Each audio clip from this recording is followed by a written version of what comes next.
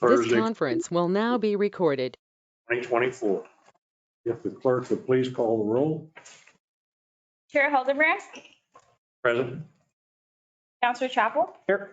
Councillor Orpissa, Here. Councillor Corn. Here. You have a quorum, sir. Thank you.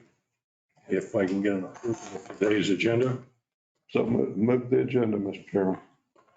Second. All those in favor signify by saying aye. Aye. Opposed, same. Being none, so approved. We get a motion on the approval of the minutes from the Thursday, January 25th, 2024 meeting. So move. Second. Any opposition? All those in favor signify by saying aye. Aye. Opposed, same. Being none, so moved. First item on the agenda is a non-action item, which is department reports, and we'll find out what the city clerk has been doing the last 30 days. Good afternoon. We've just been working on the same business as usual, minutes, and we are working on updating our committee and boards, vacant positions that we have. We have started agenda quick training, so we've got several departments that are already on board. Finance is some, Debbie is another one.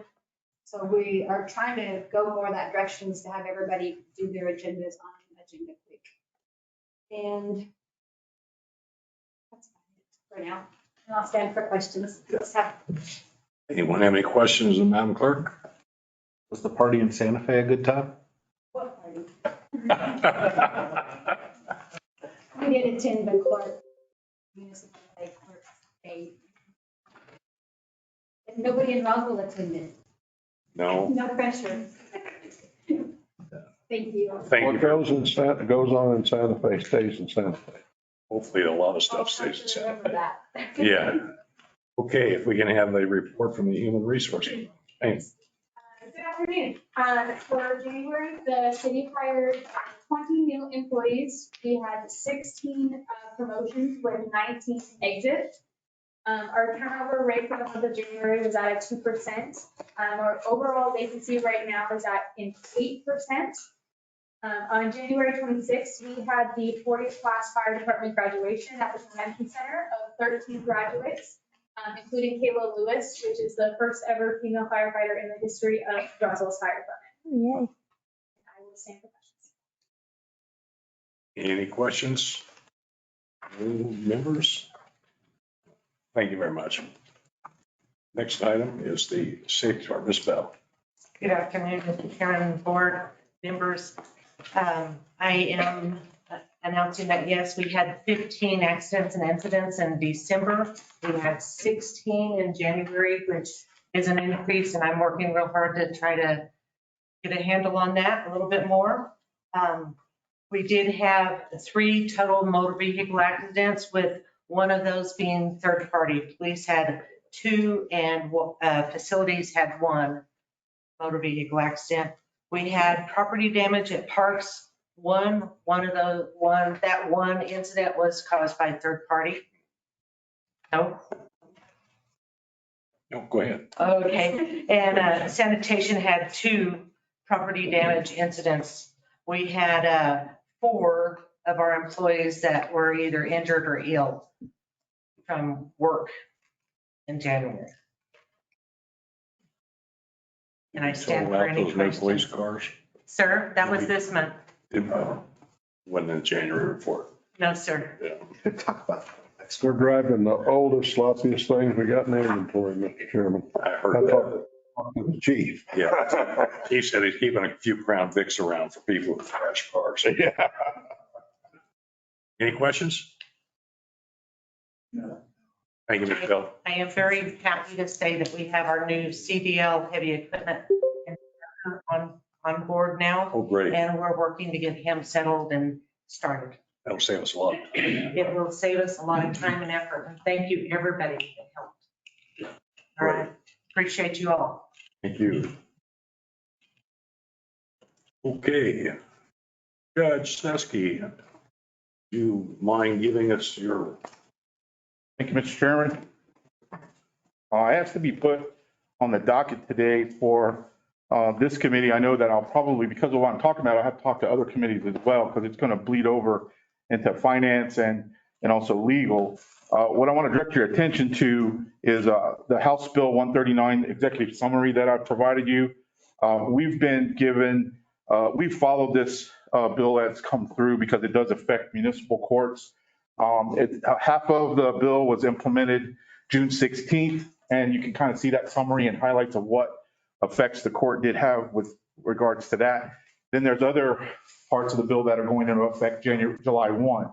And so the July 1 is really the reason that I'm here, is because that's going to affect the fees that are collected by the city and how the court records those fees and transfers that money over to the city. So there will be an impact with that. But by ordinance, the ordinance provides how we collect those fees and what those fees are generated to. But House Bill 139 is going to eliminate all of those. So coming to the council early to say, this is a good time to start looking at the ordinances as they're written and then kind of rewrite them to mirror what the changes in the legislature have provided for. So really, I just want to start the conversation today and then give y'all the opportunity to give the direction of how I'd like to proceed. The court would volunteer to be a part of any discussions on how to make what it looks like. The court doesn't want to be involved in creating any new ordinances. It only wants to be involved in the education process, the collation of the data, the formation of how it looks, so it's presentable and readable. There's a lot of layers to this. We'll need to work with publishing it, getting the word out to the community, having a link to get the updated ordinances and provisions. So again, there's a lot of moving parts here, but most notably what's going to affect is we'll be collecting fees. Your current penalty assessments include court fees. Within that total, those are now all going to be removed. So the $29 in court fees, $20 of it goes towards a special revenue fund that's held by the city. It can be used for 7 different items.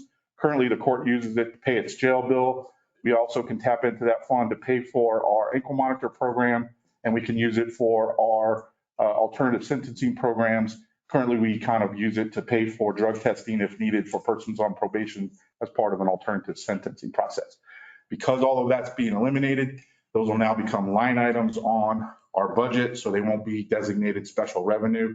And so DFA will probably be, eliminating that. The rule, the HB 139 basically eliminates it. So that's kind of where we are. So we're just coming to let y'all know there's lots of changes. There will be impacts, and we're happy to be part of that process to help. I have had some conversations with Assistant City Attorney, Mr. Nar Mahan. There's an interest to look at the codes in their entirety, the uniform traffic ordinance, the penalty assessments, and kind of reformat or refit those to make better sense. Historically, the city has relied on the uniform traffic ordinances as produced by the Municipal League, but we haven't updated to any of the newer versions. And now may be a time just to create kind of our own version and put everything in it that we would like. So there's an interest to have that happen. But I don't want to speak over Mr. Nar Mahan or Mr. Aikema on that process. But we're in a good time with new members, new years, just to update everything and kind of fix the past. There's a lot of antiquated information in some of our ordinances. Chapter 15, as an example, that's where the list of fees are. But there's also some changes that occurred back in June with that affect your old ordinance 1516, which was you're going to jail for your non-payment of fines. And the old provisions of our ordinance provided for a $20 a day credit for jail. But House Bill 139 changed all that and directed courts to give basically $24 an hour or the state's prevailing minimum wage for credit for time served for a maximum of $288 per 24-hour period in jail. So again, just to kind of, there's some antiquated things that are within the ordinance. And then I also note, interestingly, and I cannot in my lifetime understand when this may have occurred, but there's a provision about the police chief being able to collect bonds on behalf of defendants who are arrested. And we have not done that in a long time, but the ordinance still is there. And so again, this is just an opportunity to clean all those kind of antiquated ordinances that exist, and just make it better. So it makes more sense. What you're saying is the chief hasn't been collecting his bonds. No. She hadn't been turning him back in. Yeah, I'm just saying, that's just an example of antiquated things that we have not employed in, I would say, over 20 years. Judge, I think we got a lot of ordinances in this community that need to be cleaned and looked at, and this is probably a great step going after one area of our ordinances to take a look at. So I would take it that our city attorney would be working towards that. Even though our ordinances say one thing, we have to follow the state. So, the sooner we get ours done, the better we're off, but we're still gonna have to follow the state whether our ordinances are corrected or not. So I think that's something that the city attorney's office will work on and prepare for review. So You guys tried to do away with the chief's retirement fund? We're working on it, but he employs a lot of people with guns. Yeah, I understand that. Mr. Chairman, a little background on this. Whenever I was a judge, we gave them like $5 a day credit for every day in jail. And it was amazing Friday afternoon, how many people come pay the balance.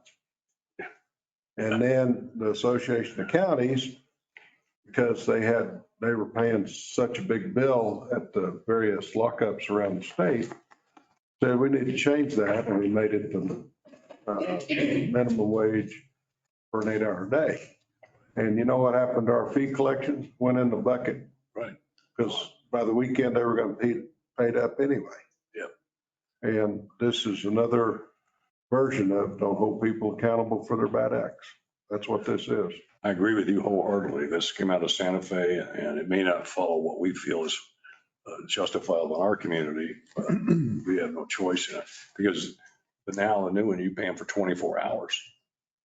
Up to 20, correct, Judge? Yeah. You get paid for 24 hours. Well, so there's lots of layers there. So if you're there's a procedure now, there's a robust procedure. Before somebody can go to jail for paying fines, you have to afford hearings and you have to basically assess the individual's ability to pay.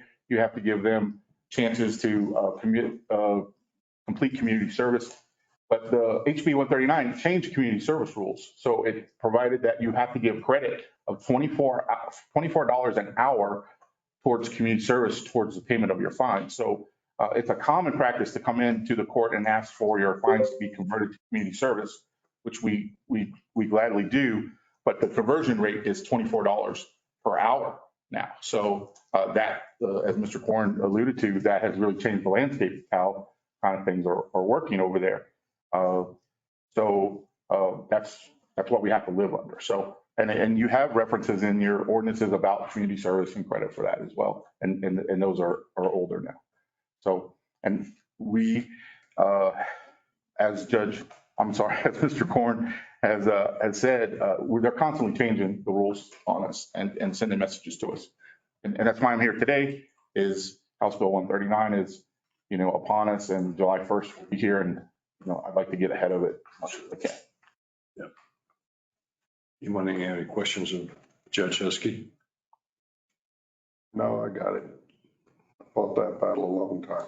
Chairman, I'd like to spend the night there and start accumulating credit. Get $288. It's actually for a day or any part of a day. So, it's a very generous process that they've made. If you get arrested at 11 o'clock, you get credit at night, you get credit for that day. And then And the following. after midnight, you get credit for 2 days. Duly noted. There with your little money, wrap it in your and check in 11 o'clock. And then you tell them you want out at 1 and you'll have 2 days credit. That's a good idea though. Go in early and just build up your credit. Yes. This just turns out to be another unfunded mandate.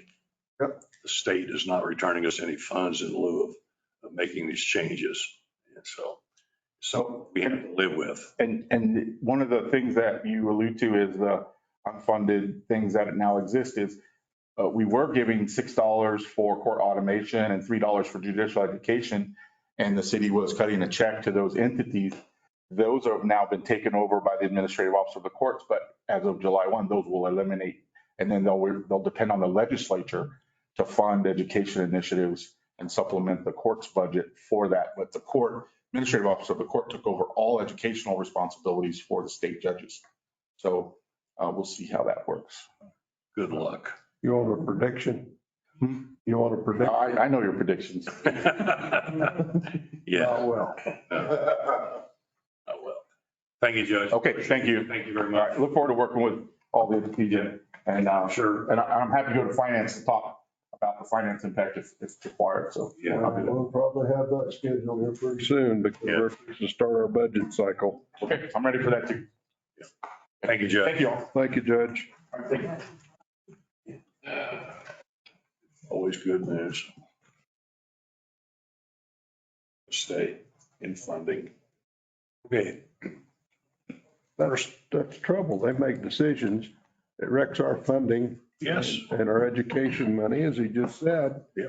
And, you know, I got to tell you that even the judge on the bench needs some recurring education because of all the changes, both with laws and judicial decisions that are made across the country that may or may not affect you, but you still got to stay on top of all that. You never get out of school if you're a judge. Again, just unfunded mandates. All right, And I agree. so, And they didn't send us a check back. Well, we're gonna take this way, but here's $10,000 we'll send you.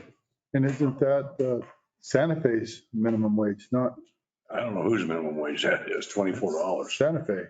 Yeah. It's not ours, that's Santa Fe's. I mean, States. Sometimes the state minimum. 2 times the state, Yeah, which but is the 12. minimum changes to 12, 25, 12, 50. Yeah, it'll go up. Right, that's if you're doing community service. If you're spending time in jail, it just goes to state minimum per hour served, correct? No, it's right, it's $288, which I think is still $24 times. Oh, yeah. 24. Yeah. Tell me when you're gonna check in. I need some credit. Right. Maybe they'll put us in the same cell. bring the dominoes. Okay. Yeah, and then we're gonna have to pay to lock you up too. So Yeah. Oh, it's yeah. a double whammy. And feed you. Well, that's out of your pocket, not out of ours. We're gonna pay. Okay. Next item on the agenda is a regular item is a Roswell Air Center lease agreement with AVEX Aerospace. Yes, sir. Good afternoon, committeemen and ladies. First up, we have the AVEX Aerospace, which is requesting to continue, it's a new lease.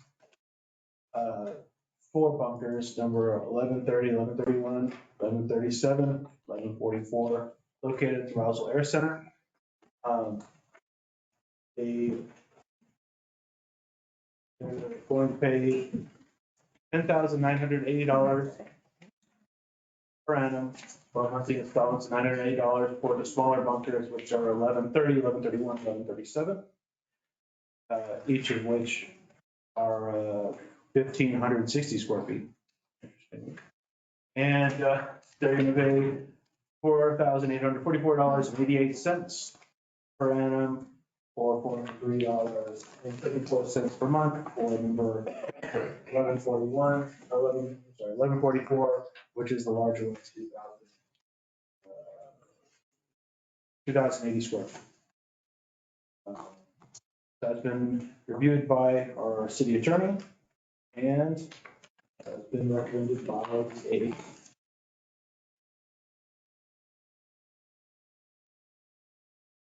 Has this been approved by AVEX?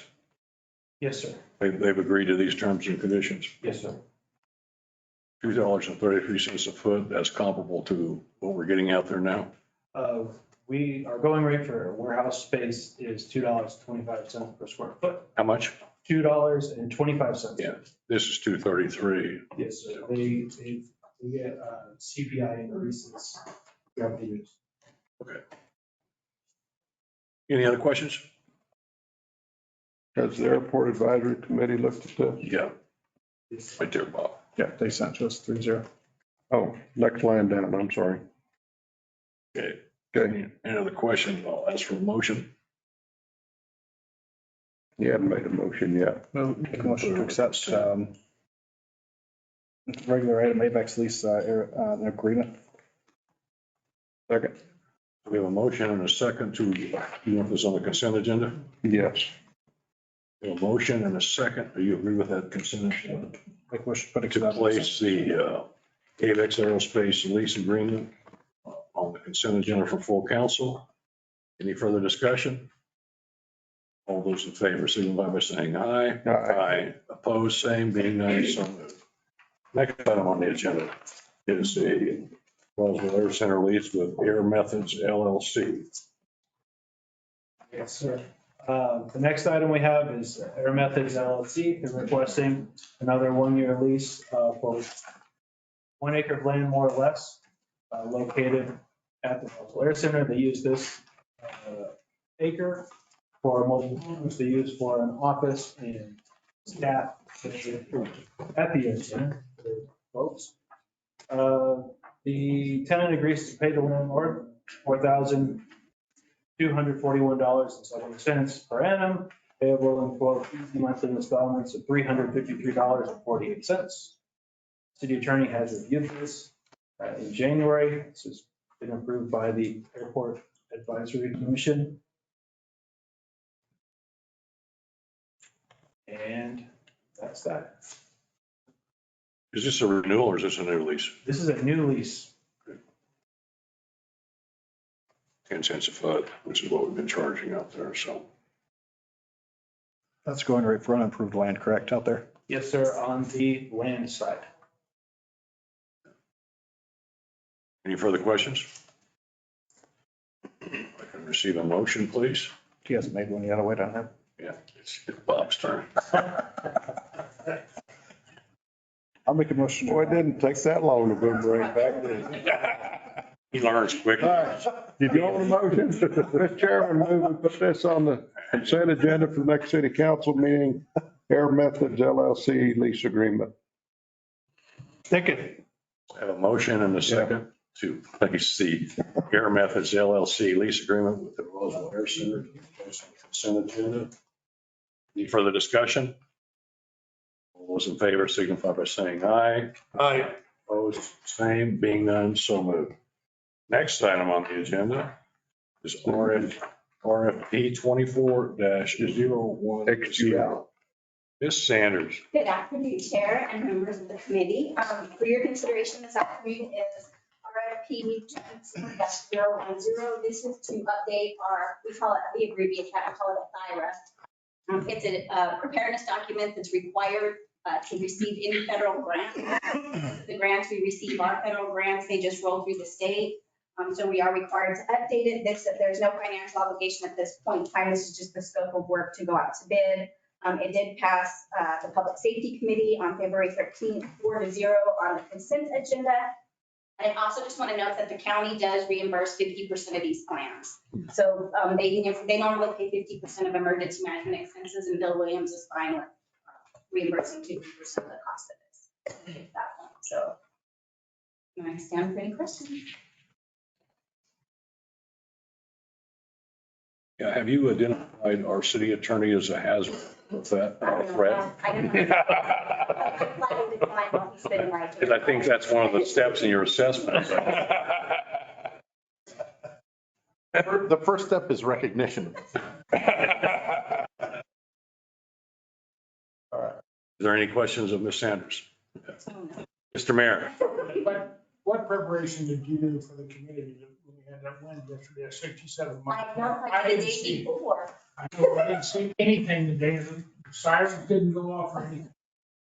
The day before. Enjoy the day before. It was 80 degrees and no wind.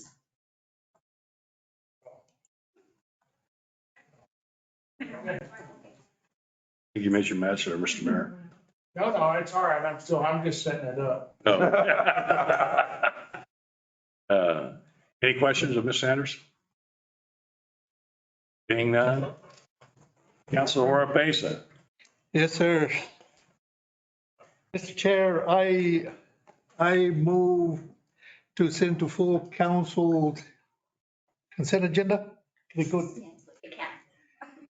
to be on consent agenda to consider recommending approval of RFP 24-010 for Roswell/Chavez County threat and hazard identification and risk assessment and stakeholders preparedness review. Second. Got a motion and a second. Any further discussion? All those in favor signify by saying aye. Aye. Opposed, same. Being none, so moved. $5 you're gonna give me for putting it on the consent agenda, give it to him. Yeah, you don't have to be there. Okay, page 70 in your packet. Next item on the agenda is the amending the Keep Roswell Beautiful Community Board Member appointment and term. Josh, you aware of this? This is a resolution amending the hiring resolution for Keep Roswell Beautiful Board. When it was originally chartered back in 2020, it had some restrictions or, various provisions of the resolution that have, I guess, proven to be unnecessary. And so in an effort to align this board with similar boards that the city utilizes, this resolution is for that purpose. And the principal changes here would be to extend the board members' terms from 2 years to 4 years, which is to bring it in closer alignment with what is in chapter 296, in that area of the chapter 2 of the administration code of ordinances. That, while that we are in the process of making amendments to that other chapter, this part 26, I believe it's unchanged. So this resolution can proceed forward without any changes there. So the future board members, so the current board members, their terms will be extended from 2 years to 4 years. Future board member terms would just become 4 years. The limit that was put in 2020 for consecutive term limit, those term limits are just removed. This is, keep in mind, this is all a volunteer board, and Ms. Lay is very happy with the board members that she has. So having them basically term out, I guess, does not serve the purposes of this board. And this is the reason for beginning this, or for creating this resolution and bringing it forward to you. And then the future board members, this voluntary board, while appointed by the mayor, no longer required confirmation by the full city council. This resolution, of course, would need to go through full city council to be adopted. And that's what the recommendation here is, to adopt this resolution amending the Keep Roswell Beautiful. So that's being recommended for adoption at the full city council. Mr. Mayor. Mr. Chairman, my only problem is I'd have to go look at these appointments again and see how many we're extending and how many are not. One of the biggest problems would be if all of them are extended for 4 years, if they're all going to be off at the same time. So there needs to be a stagger of the members. I believe they are staggered, so since we're extending everybody's, whatever's been staggered should be staggered. I believe there's 2, maybe 3 appointments on this slide, but exactly who No checks or balances. being extended, but then everyone will be extended. I don't know if they're up to the start. You don't have to vote on it. You complaining or bragging? It's advisory, you don't vote on. They don't. I just don't want them all the time at the same time. I don't believe Do we that's have, the- do we have it on the rest of the boards? at this point. Depends on certain boards. Yeah. Usually. Yeah, my question is item 4 on your resolution. Is this consistent with all the other boards that we have, where the mayor can appoint without council approval? I wouldn't say it's consistent with all the other ones. I think they vary. Yeah, it depends on the board and how, and their creation mechanism. So if they're created by statute, typically it's mayoral appointment only. If they're created by ordinance, it's dual by resolution. It can be either way. And then the mayor also has legal authority to create his own boards or commissions that are purely advisory in nature. It's a hot mess. Yes. Yeah, it's completely inconsistent throughout. Because obviously you all don't give a damn about keeping Roswell beautiful. That's only the mayor's job. I wish you all was going with me. Promise to keep Roswell beautiful. Been on Abraham and his truck. I see those chapters every time I turn around. I don't know. Councilor Payson? Yes, Mr. Chair, are we saying that term limits will no longer be applicable? They can be there for as long as they want? Yeah. I believe the intent is that they would be subject to reappointment. They wouldn't term out. So the appointment process would continue, but they wouldn't, after 2 consecutive terms, be ineligible to be appointed again. So if somebody wishes to serve on this voluntary board for 6 years, say we had the current 2-year terms, right now, after 2 terms, they are not eligible to be appointed. I mean, it's still subject to the appointment power of the mayor. So what would happen is if the person wants to continue to serve on this volunteer board, and the mayor wishes to have that, they would be legally able to be appointed without being in violation of the charter and resolution from 2012. The mayor doesn't want to do that, the mayor presumably would appoint somebody else. But let's say somebody comes and talks to the mayor and says, I would like to serve on this particular board. And you've got 5 individuals, I don't know how many board members there are, 4 or 5, whatever. I think it's 5 on this one. And they all decided to stay on. Well, they can't decide to stay on, they can only stay on until their term ends, and then they're subject to being reappointed or not. And so that's when the mayor was like, okay, I would like to. So the mayor can remove. You can't remove him from the board, correct? He's got to let him serve the term? Mayor can technically remove people So as well. the default in the chartering organization is the appointing authority can remove at will unless otherwise specified. Okay. He's a nice guy.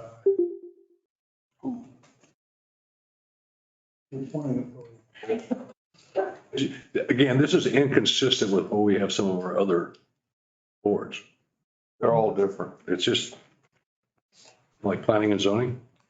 That by law is. It's a 2-year term, or 2 term. That's by ordinance. That's not required by state law. Yeah. So. But it's just one where you can allow 2 terms and you're done. Right. And so we're all over the board with these. Yeah, that's. So I think some are different by necessity.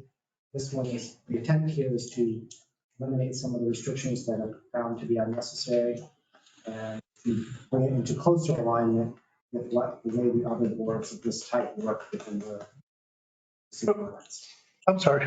Go ahead. So what is the difference between this board being all voluntary and the Parks and Recreation Commission being all voluntary? And they have those two terms. Yeah. Yeah, that's right. I mean, like, I can't speak to what the differences are between them. I can speak to that this resolution, purpose of this resolution is to remove restrictions that were imposed when the community Keep Roswell Beautiful board was established.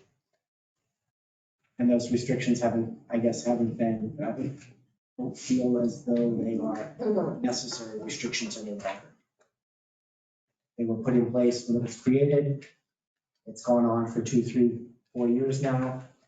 We find those restrictions, I get more onerous and impediments to the mission of the board rather than, helpful structural restrictions. Doesn't seem very Counselor Arnold? very fair to the other board. I'm just going to make a general statement. We ought to look at all these boards and get it all consistent and get it all cleaned up at one time. If they're different, then we should just not piecemeal this thing. Let's just clean it all up.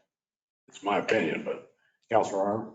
So I want to clarify, I'm sorry, the main reason behind this is because the board is established and in placing them, you have people that are working in the system and it's working. The board that has been selected is very effective.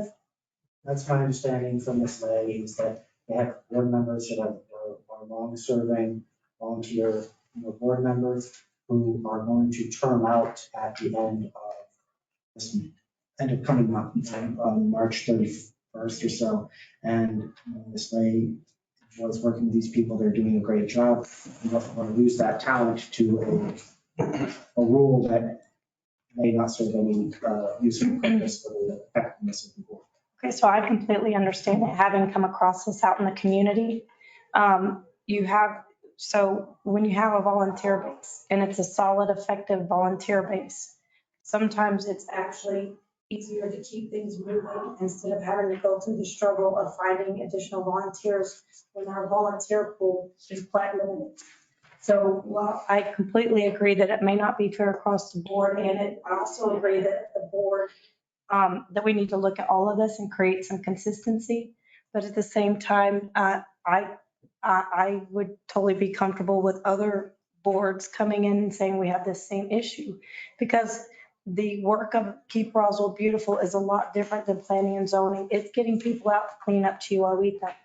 And so getting that volunteer base is a lot different. And when you have consistent volunteers who work with you, it means a lot to keep the same ones and to keep it moving.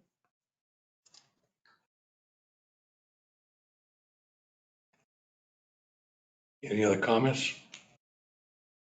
Chairman, yes, it's just hard to fill as well, right? Yeah, I don't know. I would assume it's. you're saying yes? Yes, after speaking with Kathy Lay throughout the months, it is hard for her to get. Well, I remember Renee Roach way back, and I remember her struggling to try to get members for that as well. So. Thank you, Chairman. That's a true statement. And if people have their passion and they want to do it, we don't need to term them out on something like this. But again, I'm going to ask City Attorney's Office to come back and let's look at all of these. And so if we can try to gain some consistency in some of these, let's try to get some consistency. At least understand the logic of why they are what they are. Yeah, I mean, I can tell you, having looked into it a little bit, the logic is whatever board gets created whenever the council has felt like it historically. So I guess there's a couple of questions if we're going to make it uniform. So first, do we want term limits or not? Second, what are standardized terms you'd prefer to see? So certain boards do have more authority than others. A good example is the museum board. They have the ability to accept and condition gifts, which in turn affects how the city can dispose of property in the future. So that board, it's created by ordinance. You probably want it to have a little more oomph behind the vetting. Right. Something like Keep Roswell Beautiful or the Parks Board, which is purely recommendation based. It's people of the public. A board where another example of a different board has, we have criteria for being able to be a part of the Air Commission because we need subject matter specialization in there too. So that's why all of these are a little different. What's your sentiment on term limiting volunteer board members? Or term, 4-year terms, but my general view is if somebody's doing a great job, I don't know, we want to stop them from volunteering to the city. I'm not necessarily in term limits as well. I mean, we don't have a term limit on the mayor, we don't have a term limit on the councilors, we don't have those. So why would we want to impose term limits and let the mayor or council decide whether that person is going to be renewed or not? So there is some checks and balances in the process. So I'm not really big on term limits from the fact that we got people, like you say, doing a great job.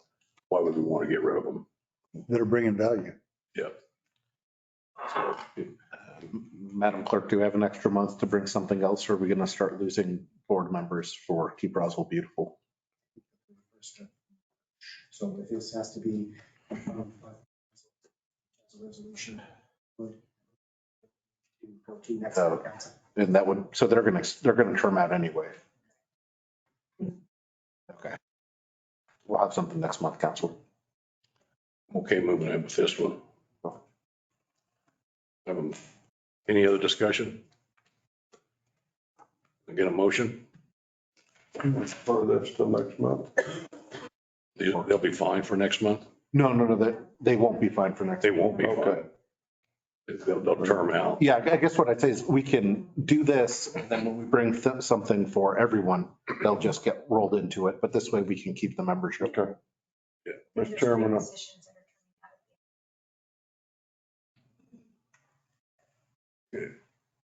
Councilor Corn? Mr. Chairman, I move that we send this to the city council, put it on the consent agenda. Let's see, let me get back over here.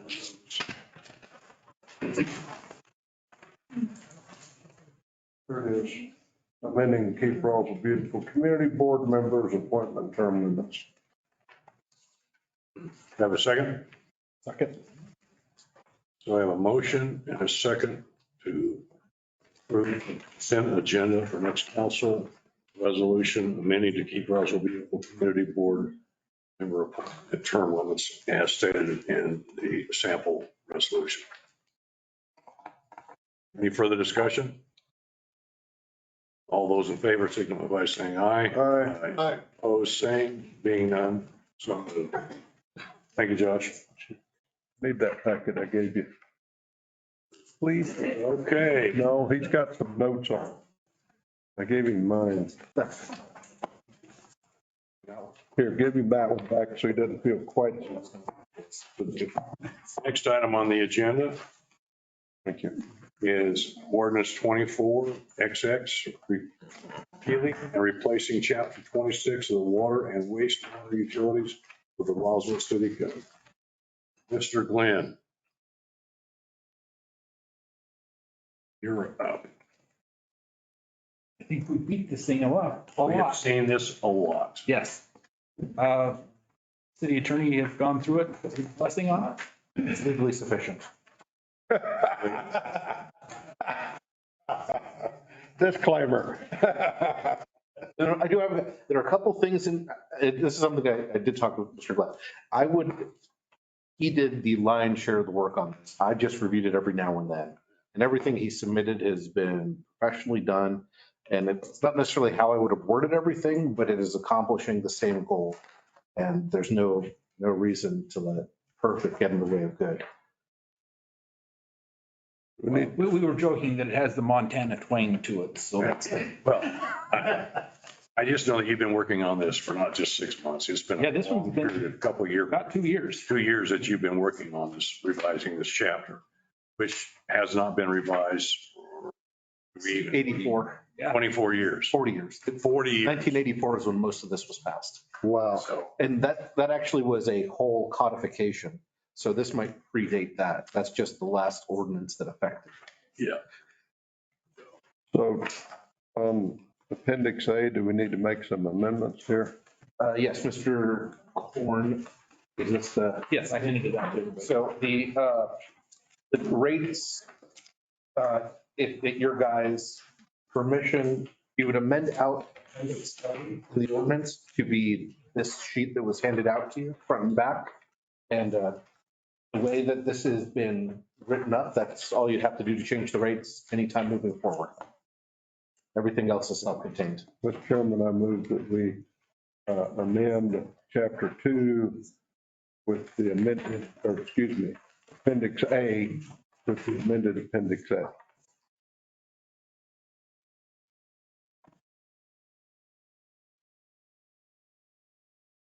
I didn't, sorry, Council, could you repeat that for me?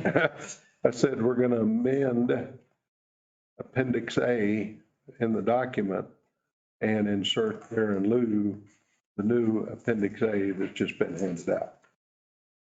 That make you feel better? Yes, thank you. It's marked on the top of the second page, revised to 21-24. Yep.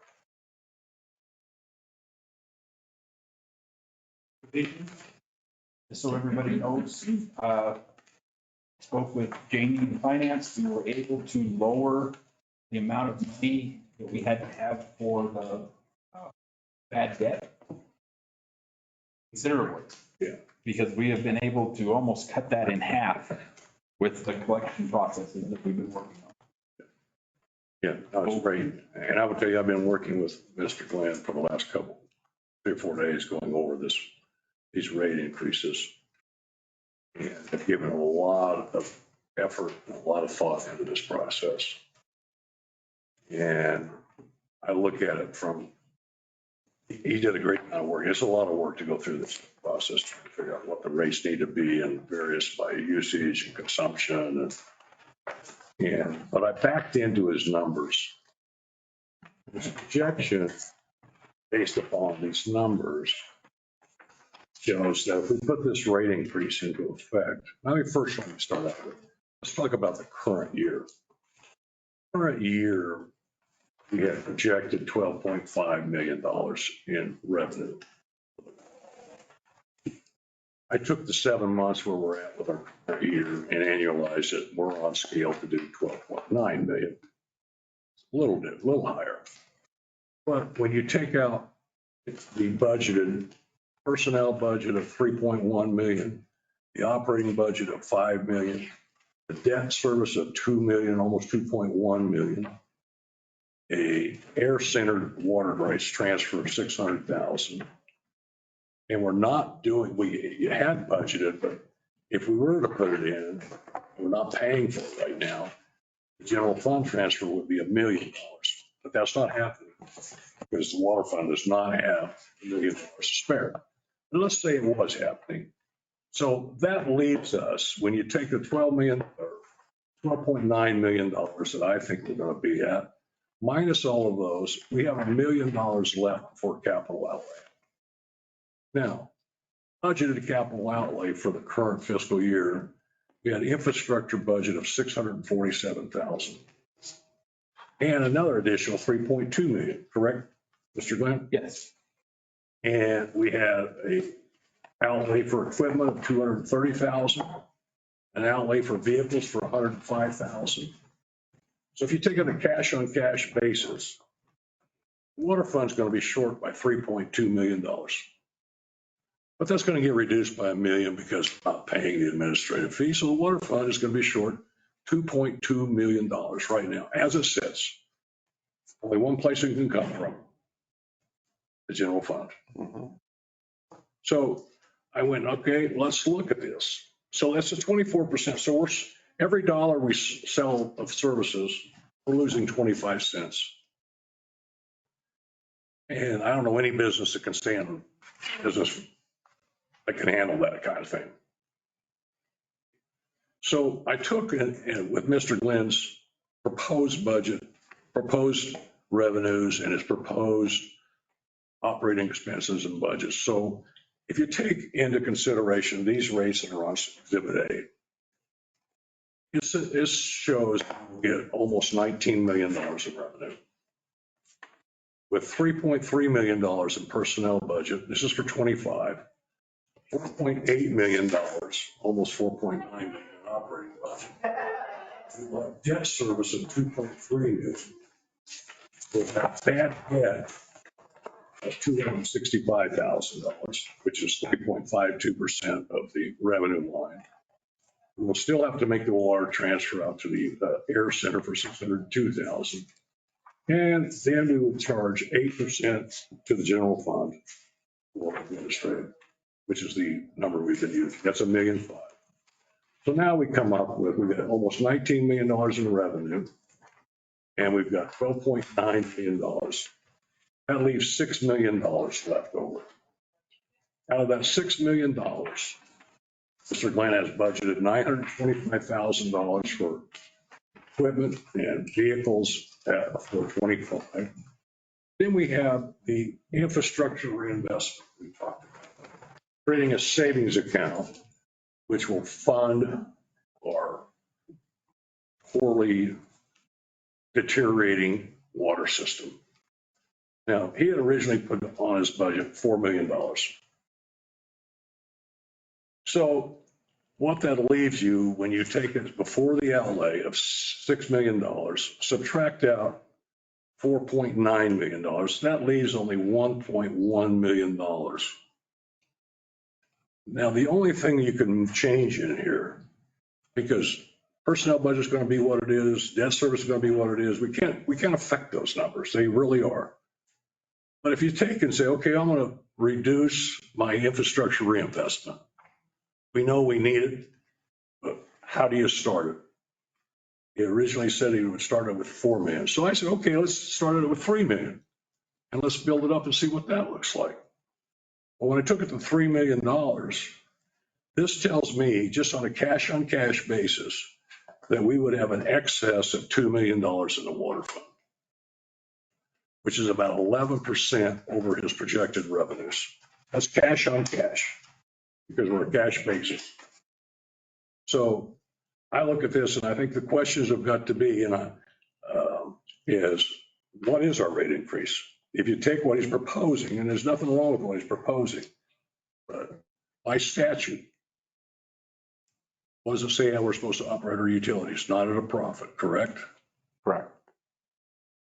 So this, in theory, if you have $3 million to put away for infrastructure reinvestment, would say you could be operating at a profit. If we didn't spend it or if we reallocate it to the general fund, yes. So that's the question I think is at hand. How do you, and it's very complicated to try to get this rate structure figured because he has to use an average to get that done. And so my feeling at this point in time is I'm willing to move this forward, but without the rate sheet. Because I want to see, because this says we're going to be 11% over on a cash on cash basis if we move that down to $3 million. Now, there's a lot of variables in here, a lot of variables that could change. Consumption could go down and then our revenue is going to go down. But, we've all heard and we all understand what the increase you're talking about, Mr. Glenn, is what, 20? I had that. 23.48%. 23%? That we're talking about. So if you took my scenario, it would be 21%. It's still an increase. But what we've talked about is also saying, we're going to relook at this in 6 months. I get it. I understand people are not happy when they hear, I've had people say, I heard you're raising it 95%. No, we're not raising it 95%. I've heard 50%. No, because it's uninformed public. If someone has said something that doesn't have the facts or the figures in front of them, and they're making this statement, nor do they understand how serious our system is in. The infrastructure has just been kicked, that can has continued to be kicked down the road and kicked down and kicked down and kicked down. And it's time. If people don't want us to do it, well, geez, then don't call me when you don't get any water out of your faucet. Don't call me. Because this is how we're going to try to fix it to make sure people get water. Councilor Corn, you have been out with the tanks. Yep. And what have you seen when you were out with those tanks, those storage tanks? They're like sieves. Water leaking out. Leaking out of them. And people don't get that. Our city manager. City manager's been there. Grass is growing nicely underneath where the leaks are. Yeah, we're growing grass. That's a good thing. Maybe we should start a sod farm. Well, it's scary. Opportunity. It's a terrible situation. Yeah, it is. And I get it. The other thing is, if there's no money in here, you can't give the employees a raise. And that's important that we take care of our employees. And you can see, I'll share this piece of paper if anyone thinks I'm not telling the truth. These are just coming right off the numbers. It's a shame that we could only give 1% increase to these utility workers. But when you're $3.2 million in the hole, what do? Uncle Joe isn't going to send us a check. No one's going to send us a check. Maybe his brother's going to send us a check. I don't know. Son. Well, his brother as well. Okay. But that's the serious issue of this problem.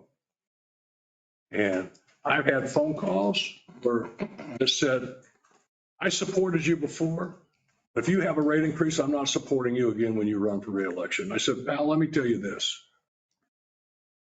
I didn't run, he called me a politician. I said, I'm not a politician. I ran to be on the city council, just like I think the rest of us did, to get things right. And to make sure that this city is operationally, financially sound. And this is a step in moving us to be financially sound. I don't like it. I'm a ratepayer, you're a ratepayer, you're a ratepayer. We're all ratepayers. And, you know, it's going to be painful. But when I asked him, I said, well, then give me your plan. How do you fix this? Come to the meeting today. Mr. Sturgis is the only one that I talked to that showed up at the meeting today. And I appreciate you showing up, Frank. And Frank, I told Frank, come and be informed, see what we're talking about, so that you know what's going on. But I look around, I don't see anyone else. How many people in the public we got here? 2? That's it. And she lives in the county. Well, but she's, it's gonna hook her up to water, she's gonna get affected. But we're all gonna catch a lot of flack for this. I'm okay with that because I know, and you know, we all know the seriousness of the problem. And I'm not gonna point fingers at any past administration. It's just, this is where we're at. These are the cards we have. So I would just ask that we pass this without the rate sheet to give him a little more time to see whether that increase is really that increase. Because it's a very convoluted process he has to go through. I've looked at how he goes through this. I've spent time with Mr. Glenn over there. So if I may respond to. Please do. His numbers are correct. I don't agree with his methodology. The problem that we have when we establish these rates is when we set up the tier schedules, we don't have good consumption numbers. Right. So we had to go middle of the road. This is what people might use. So if you look on the sheet, there's inside rates residential after the first 3,000 gallons. The budget is built off that $3.96. I thought you said $3.96. Yeah, right. That's what the budget is built on. We're going to have a substantial amount of people that are going to come in under that on those other 2 tiers. So yes, there is a little bit of padding in there, but it's going to be a lot easier to come back in 6 months and go, we're over collecting, so we're going to give you a cut. Because I'm not coming back in 6 months and walking through downtown going, we're raising your rates again.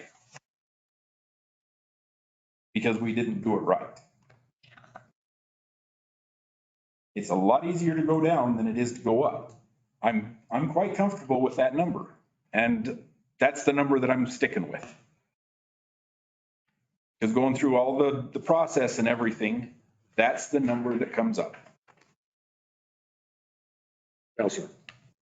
Mr. Chairman, in, I guess, a week, we're going to have the water tank fix in front of Finance Committee. Have the what? The water tank fix in front of Finance Committee. We will have the estimates from us. The estimates are ready. Yeah. And remember, I haven't changed it. It's just sitting there the way it was brought to us. Remember, that's a 50 or 45% grant, 55% on us, and we're going to have to bond for that. So there's going to be some interest expense, and it's a 1/4 cent interest rate. And so we're going to address it right now. But if we don't get this rate increase, I don't have any idea how I'm gonna make that bond payment.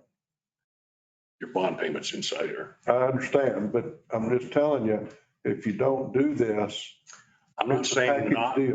do it. What I'm saying is, there's my math. no, I got it, Mr. Chairman. I'm not questioning That's your math. all I wanted to make sure is that we get this rate right. And that's the beauty of this thing, as we've already heard. It's been decades since anybody looked at this. Yep. And part of this ordinance is we're gonna look at it on an annual basis. The other thing is that we've got 42 miles of extreme pipe that are under extreme duress. I actually have a comment on that if I could read it real quick. Go ahead. Here's the math. Approximately 350 miles of underground water main with about 48 miles in critical condition. $4 million a year under the new rate structure for infrastructure reinvestment. Cost about $1 million to replace 3/4 of a mile of pipe. Used to be $1 million a mile. Now we're down to 3/4 of a mile. So the first year, we can do 3 miles with the 4 million. So with that, it will take us 16 years to take care of the 48 miles of critical pipe. If the prices stay the same as now, which they won't. In 16 years, still working on the original 48 miles, how much will we have in critical condition by then? Trust me, it's not a pretty picture. On the city website under utilities, there is a 2012 Water Master Plan report. There's a lot of good information in it. One thing about going back and trying to blame past administrations, we would have to go back 150 years. When the first piece of pipe was put in the ground without any plan to replace it. This is not just a Roswell problem. Almost every community in the country is up against this same issue. Infrastructure does have a lifespan. Across the country, we're now on borrowed time. Look at Flint, Michigan a couple of years ago. It's everywhere. It's absolutely not. There just never has been a plan to reinvest into the infrastructure. And now we're saying it's time. It's time to get on that program. 4 million is not even enough. We know that. But what can our rate structure handle? What can people handle? It's a start. If you don't mind, Mr. Chair, for legal.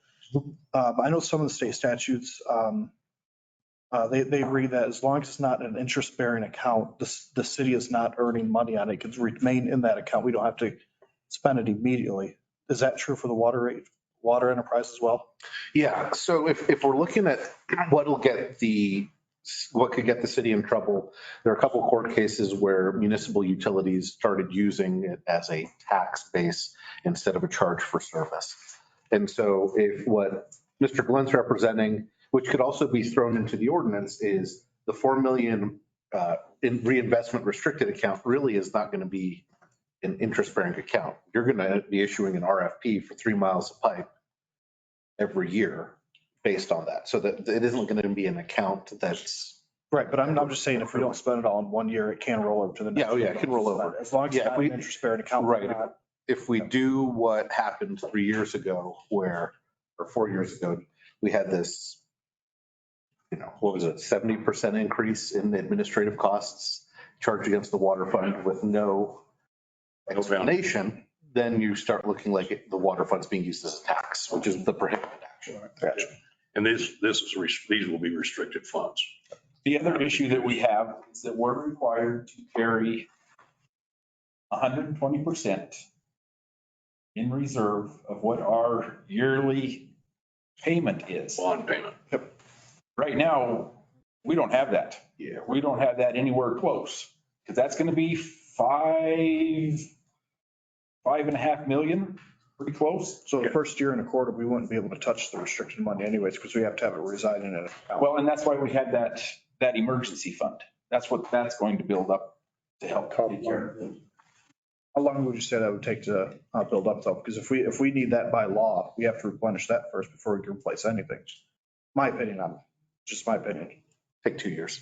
Yeah. So 2 years with a rate. Which is going to be fine Because what this plan would work is we're going to collect like for the infrastructure reinvestment. We plan 1 year, we spend the money as soon as we can the next. We don't go out and borrow money anymore. Right. We pay cash for everything we do. Because right now we got $1.6 million in annual payments for smart meters. Yes. And we've got until what, 2037? 2036. We'll all be done by then. We'll all be dead. Yeah, 13 more years. Not all of us. Yeah, the two of us will be paying the water bills. We are encumbered. Our future's already been encumbered Right. to the tune of $2.3 million a year. That would build a couple miles of pipe. The rate schedule that I've worked out, I'm sticking by those numbers. I'm just trying to understand if we want to get 100% in legal compliance, we're not spending a penny on anything infrastructure until we get 120% of the bond, correct? Because we should be able to collect that in the emergency. And that would take 2 years. Yes. Top line. Well, Counselor, what'll be happening is between the 4 million of that fund plus the emergency, we'll have it within the first year. And then as the emergency fund builds up, we will be Okay. expending the That's what I was previous curious year's. about, okay. Yeah, so it gets us in compliance with our. There'll be a balancing act there for the first 2 years, but we'll get there. We'll be there within the year. You can hold your breath. I'll tell you when you can breathe again. Thanks, Bob.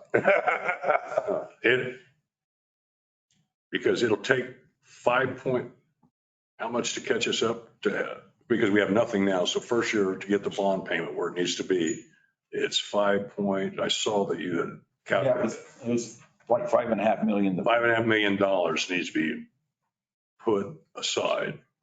And then every year you're going to have to, that's to get you just there. You're going to have to put 120% of $2.3 million. It's just got to be always in reserve, always, not touchable. So we can use. So the numbers, to go back then, to get that, because I didn't calculate the required additional reserve that we don't have. That $2 million I said might be in excess, will not be in excess. No. Based upon the lack of reserve requirement. Correct. So that I didn't have in my calculation. Mr. Mayor. Oh, your emergency fund is probably, in reality, it's probably going to be sitting there and you're going to have to spend out of that emergency fund to buy valves and everything else just to keep us in line. But one leak cost us $3.5 million, wasn't it, or something? Whatever it was. That one a couple of years ago, where we had to borrow money out of the general fund, that was $600 and some thousand. Yeah. I mean, $605,000. Let's be fair. He enlarged down our main break, one on Montana, one on Third Railroad, another one on Cherry and Garden. Yeah. See, and I've been accused of being, Chicken Little. Sky's falling, the sky's falling. And I might be, because we might be able to go 10 years with what we have right now and not have a problem. We could go to next year and end up being where Truth and Consequence is right now, where they're losing 50% of the water they produce and they ration water because there's some places in town they cannot provide water to. Yeah. And you're also subject to being fined for leaching out all that water. At some point in time, the EPA is going to start going, why aren't you doing something about it? Right. And they do. They get kind of grumpy about that. Yeah. And as soon as we hit a population of 50,000, changes. It's a game changer for us because then we fall under new rules. EPA. New rules. Yes. When we get to be 50,000, we also have to be able to stop trash from going out the streets into the ditch. You got to figure out how to pick up the trash out of the streets. I know it's water or wastewater. If it's not wet or stinky, we don't deal with it. Well, at least you won't have to wear shorts, but he's been walking around wearing shorts with my wife predicting a leak. That's what his hope, that's why he always wears shorts. So, yeah, I'm sticking by my numbers. Okay. So, Mr. Chairman, bring us back. I guess we need to, You made a motion. yeah, we need to adopt that motion. Whatever. This would be a really nice item on the consent agenda. Nice try there, Mr. Glenn. I appreciate you trying to expedite our council meetings in time by reducing retired part-time. One of the big deals with this is we're going to have to go out and educate the public. We owe it to them. It's been amazing. I've been having a pretty good discussion with some people on Facebook. And they didn't know about some of this stuff. They didn't have the information. They didn't know about the 120%. They didn't know how much it costs us per mile and that we have 48 critical miles. Of that, we have a bunch in some of these older neighborhoods that's 4-inch pipe. Right. That does not give you the fire flow. And we've proven that the fire department can break those really fast. Yes. They hook up to it and it breaks. Yeah. Because our engines pump way more than we can provide in those neighborhoods. They had a fire where the old Yucca Center was. Busted a bunch of And stuff. I don't know how many, they went through 3 or 4 hydrants before. Yeah, we broke all kinds of stuff over there. Yeah. One of the big transmission mains, everything, they got ugly stuff. Yeah. And they ran out of water. Yeah. Yeah. So. So again, the Chicken Little thing, what happens if it's your neighborhood or your house or Granny Smith that we've been working with and we can't put her fire out? 26 years of career fireman. That scares me to death. That's one of the worst things that can happen is when you press that button and nothing comes out of the end of the hose. Yeah.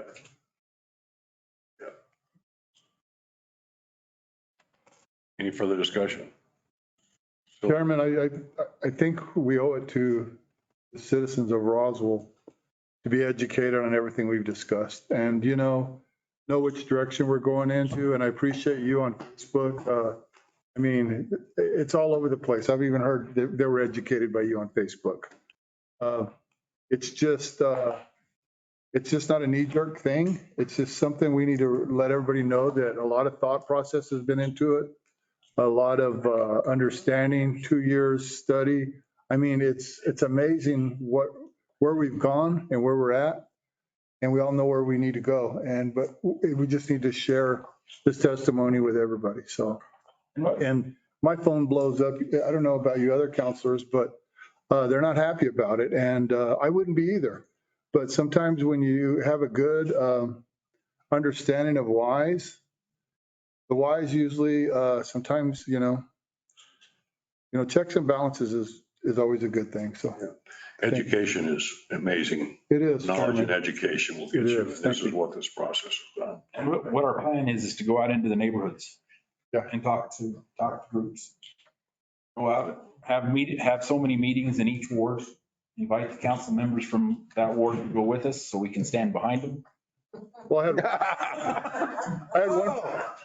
We have to go see the chief and get a bulletproof vest.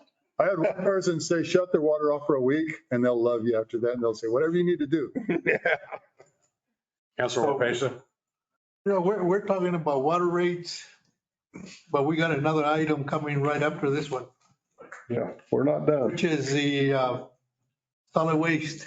And so We got wastewater. when you've got two things that you have to raise almost at the same time, that is the one thing that people are looking at and say, why is it that we're getting hit at the same time? Why can't one of them be next year or 2 years from now or whatever? Because just the water itself is going to be pretty, I mean, we've all gotten the calls.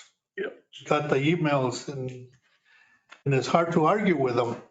That especially when you've got individuals on Social Security that are worried that their their water bill is gonna go up 50%, 60% or whatever.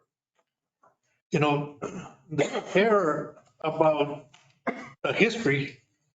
All they're looking at, how is it gonna affect me now? Am I gonna be able to pay that water bill? And if the answer is no, they're gonna be one of those statistics on the list that they just can't pay the water bill. Or they have to make a decision, do I get my medicine or do I pay the water bill or do I get some food? You know, those are, there may be a very minimal amount of individuals in that situation, but they're still there. And those are the people that are worried right now. And those, a lot of the calls that I've gotten are from those type of individuals. Yeah. Yeah. Mr. Mayor. Yeah, you know, and that's, he's right as rain, but, you know, and all I can tell you is that we didn't have a choice in the plan that we were left with. And so that is, it's really tragic. I mean, it shouldn't ever have happened that way, but it did. And so that, we have to figure that out. I think we need to look at every bit all the way through it, but the cold, hard numbers are, we're in a dire strait, period. And so you need to look at it. I would just suggest that when in constructing this plan, we not leave out the fact that we need to figure out how to show people how to conserve water. If you're going to have grass, what kind to plant, anything that you can to show people how to save water. And we're going to have to get real, just like in solid waste, with people just leaving trash wherever they want. We're going to have to get somebody out there to catch them. You know, people who let water run down the street, people who just throw couches out wherever the hell they want, and or go down the alley and pull their trash out and put them in a vacant lot. We're going to have to look at this stuff, but not that the only thing you're going to do when you put somebody out there to catch them is to keep your city clean or cleaner. But the cost of that person to do it probably won't be paid by what it costs to have somebody be responsible. This is a tough deal. It's, you know, you're damned if you do and damned if you don't. But it's something that we have to do for the public health and safety. I mean, our wastewater plants, it's at capacity now. And when last Super Bowl Sunday, when we almost had a super dump, I mean, you know, if we'd had that super dump, we'd be paying a fine right now for what went in the river. And, you know, thank God we had people help us. And, you know, I mean, they tell me, you guys start that backup generator all the time. Just on Super Sunday, we almost had a super.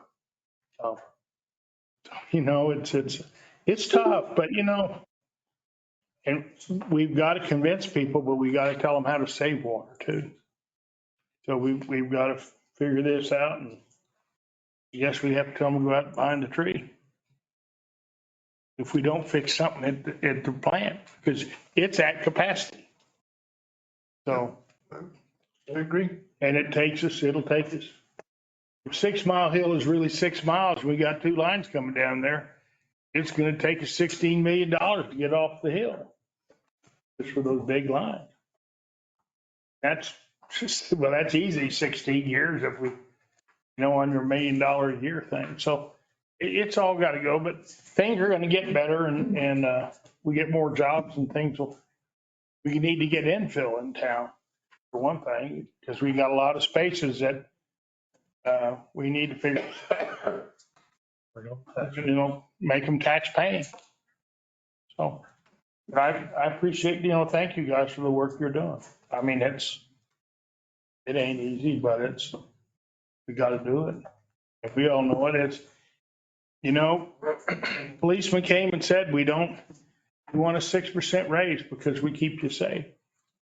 If those workers had got a 1% raise, without water and without sewer, we don't have a city. And, you know, you can't forget that infrastructure, and it's been forgotten for years, and just like police vehicles. So, but thank you, guys. I've got to go to the mayor's meeting with all the mayors, so, but thank you all for what you're doing. Mr. Glenn. So one thing that you will see before, because the implementation date would be July 1st, what we're looking at. One thing that you guys will see before that is called the SHARE program. And that is, it's going to start out to help the seniors that are on fixed incomes and disabled people. I'm pulling this out of Riverside, California. They have a really good program. It doesn't pay the entire bill, but it will help pay a portion of it. The other thing that it has in it is if somebody has an emergency, something happens to some family for a month and, you know, somebody dies, a tragic thing happens, we'll have some money there that we can help them pay their bill that month and maybe the next month. So that's all stuff that Riverside has a really good program for that. And a lot of it is paid by donations. You know, there's a little box on the utility bill if you want to donate $1 or $5 or whatever, but they go after a lot of grants for it too. And I think that is one of the things that we need to go to the state, because they have, Janie, what is it? IWAP or whatever that convoluted mess is. And see if we can work with them to get some of that money out of the program easier. Because the way they do it now is a mess. It's just, it's crazy. We were getting those payments, or we were supposed to be getting the payments, and most of them were going to Artesia. And we would call up there and complain, and they said, oh, well, when Artesia sends it back to us, then we'll send it to you. We know it was our mistake, but you know, that's okay. So that's why we had to drop out of that. And their program actually right now violates state law, which is crazy. So that's why we're gonna work really hard to try and get our own program going. And the way Riverside did it, they have a very robust program. If you go out and you look at any of the assistance programs, there's programs out there to help with utilities. And it's getting our customers connected to the services to help them if they need it. But I can tell you in a lot of what I did, working with the water department, we had a lot of, you know, well, you do it for me. Well, we can't. You know, you have to take it, you know, you have to make the effort yourself because they're not going to work directly with us. We can guide you through it. We just can't do it for you. And so we would have people not show up. I actually dedicated some accountants that would sit down, come in, bring your information, and we'll sit there and key it for you as you tell us, and then you're gonna get the emails, and then we're gonna have to follow up through, and then they've never come back in. You know, so there are other programs out there to help these people, but they've got to want the help too. Mr. Glenn? Yes. You did a comparison on your own personal utility bill. Yes. You share with people what the whole amount difference was in terms of percentages. People don't pay with percentages, they pay with dollars. So my utility bill off this one was $90 and change. And under the new rates, it would go up to $148.40. That's $50 a month. That's $600 a year. That's less than $2 a day. That's what it is. The one thing that we did when I built these rates, I tried to put as much as I could on the consumption side so people actually have control over what is spent. If they need to lower their bill, they can lower their consumption. We have a water conservation specialist that will go out and help anybody that asks. We will go out and see if they have leaks, all that kind of stuff. we'll do whatever it takes. There's just some of these people that, no matter what you tell them, it's the city that's wrong, and they don't have to do anything. And 90% of our plumbers in town will go and say, oh, you don't have a leak, it's a problem with the city. So we need to do some education there too.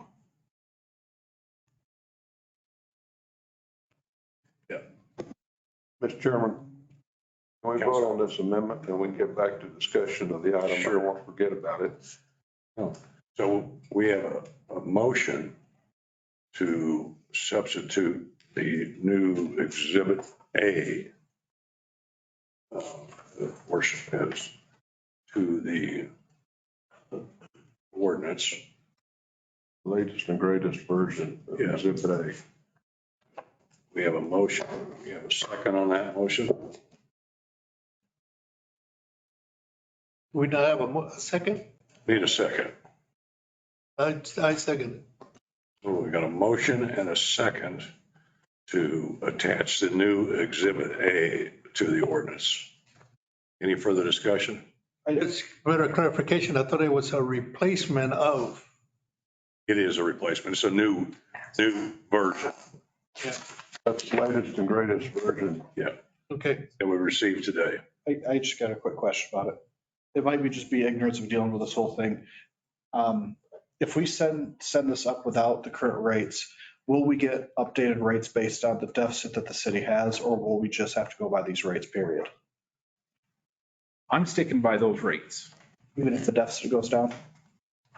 That is with the deficit going down. No. Excuse me. The way this works, in my mind anyway, is that when we review it ever on an annual basis, then we can make those adjustments as need be. No, what I'm asking is if because the deficit right now is 800,000, correct? Because of the work that you guys did with the collection and everything else. If it goes before council and we request new rates, if we don't pass it with these current rates, and we get new rates, because let's say the deficit's now 600,000, would these rates go down? If the council enacts it, yes. Right, well, when they see them, if we attach these rates to it? The rates prove this without the current rates, the council. Do we have to send this through without rates for us to get new rates? Or if we send it through with these current rates in Appendix A, as a council only gets to see Appendix A, no other numbers? That's my question. Oh, so, no, you'll get whatever numbers you request. Yeah. Okay, that's my general Yeah, question. you can have any floor substitute you want. Okay. Yeah. So. Yeah, because the deficit now, it's not going to change between now and the council meeting. Unless by some miracle, we get one of the people that owes us tons of money. You guys have done incredible work. I mean, it went from 1.2 to 800,000 in a couple of months. That's generally why I was asking. I mean, you guys have done fantastic work through the collection service. You guys have engaged with us, done fantastic work. That's why I was asking. We might be able to get better rates. But I also understand how tax and goods services on you and your department and everyone else. So, and what we have talked about is we will be presenting monthly at Finance Committee what the status is, where we're at. Are we too high, too low? What are we doing? And it's been the plan all along to bring this back to the council in December to see if we're too high, too low, if we need to make an adjustment. Or anytime, if we start finding in 3 months that we're just way out of line, we can bring it back at any point. Right. That's the nice thing about this is all we have to do is bring back that appendix. We don't have to bring back the whole ordinance.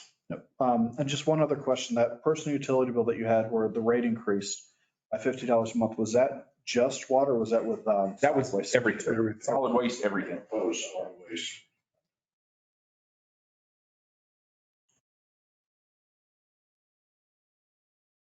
Sure. I have a comment.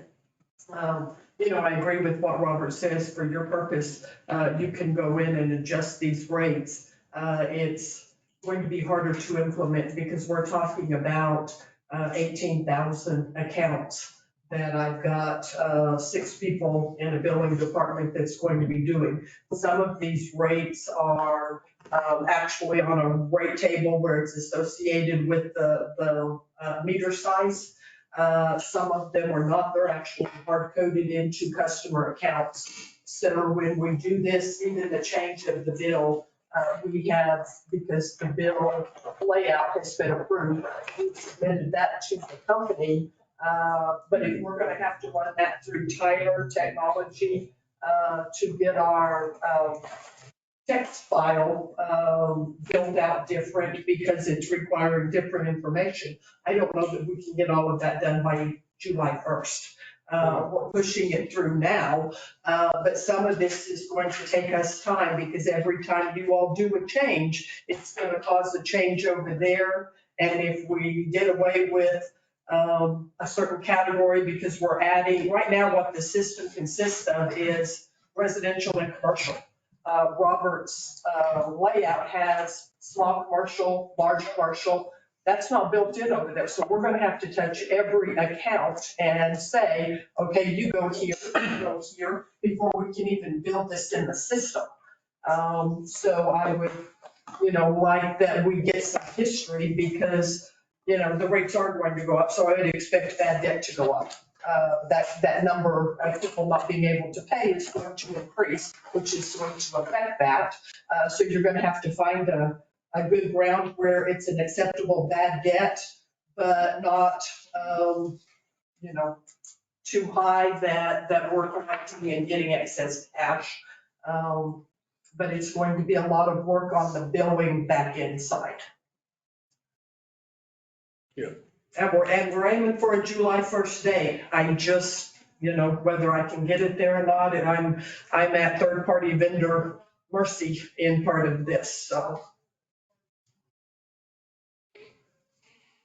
And we have a lot of businesses that the business is in somebody's personal name. So we're going to actually have to go out there and look and see, is this account a business? And there's going to be a lot of work to making this happen. Yeah. Okay. And so the sooner that we had rates that we could start, the better off we would be. You want us to lock something in, right? I'm not telling you what to do. Just supporting Robert's opinion. Yeah. Any further discussion? Not on the amendment. So we have a motion and a second to amend it. All those in favor signify by saying aye. Aye. All those opposed, same. So the amendment passes. I have some So questions. next, we're going to talk about, No, I'm not through with this. okay, So on part of this ordinance is it's going to list on the backside of their bills what their money's going for. And I think that's important. Everybody needs to understand what their money's going for. Now, I have a question for you. The rates that are on the bill that you supplied me through Mr. Culp here, does this reflect the new sheet that we just voted on? No. Okay. we need a new one of those. Yeah, it's not a lot. Because it's bad debt. Yeah, it's the bad debt is what's going to change. Well, we got, and also included on this, because what we're going to talk about next is the solid waste. And it's also on here as percentage and what debt service, operational personnel, infrastructure reinvestment, capital outlay, bad debt, et cetera, et cetera. So, and it should be easy for citizens to keep up with us. And that, full disclosure, here it is. User friendly. Yeah. And as soon as you guys decide today what's going to happen, I will update this. Well, it's fixing to happen, I think. I don't know. But what we will be voting on will be for reading, right? It'll be advertised for a public hearing. Advertisement for public. So next council, we would have a public hearing and we would advertise for a public hearing. And then in April, we would hold the public hearing. Right. So there's time for discussion. So yeah, if something wild happens, we still have, we've got 60 days in there that we can work on some stuff if we need to. You ready for a motion? Well, let me talk about wastewater just for a second. So, Okay. because that's, I think we're voting all on one, the way this is structured. If you're voting for water, you're voting for wastewater as well. Yep. And so I just want everybody to know that I went through that same exercise through wastewater. And it's unfortunate that they're going to be operating in a hole this year, way on a cash basis. It's not near as severe, but it could be anywhere from 500,000 to 750,000 could be their it's the hole that they're going to have, that the general fund may have to, depending on what the revenues come in. So I just want, and then I ran the same thing, taking the new projection numbers of $9.6 million and went through the same thing with the general fund transfer and all of that, operating budget, debt service, and then his capital outlay. And it's still going to be short 25 on a cash basis. Not much. It'll be close. Mr. Chairman, did you include the debt service we're going to take on in 25 for the dewatering? Yes, sir. I got debt service at $1.8 million. Then in 26, our debt service drops down. Yes, that is. We get one paid off. That dewatering. Debt service this year is 1.3 million. Okay, I was just checking. 1.3 million this year. We're going to $1.8 million next year. And then we drop down to 946,000 in 26. So yeah, I took those in there. But I did not take, and I don't know whether those require, those are not bonds. So those are just, we don't have to, I don't know whether we have to have reserves on those or not. Those are, so that doesn't take into consideration reserve, which I don't know how much that would be.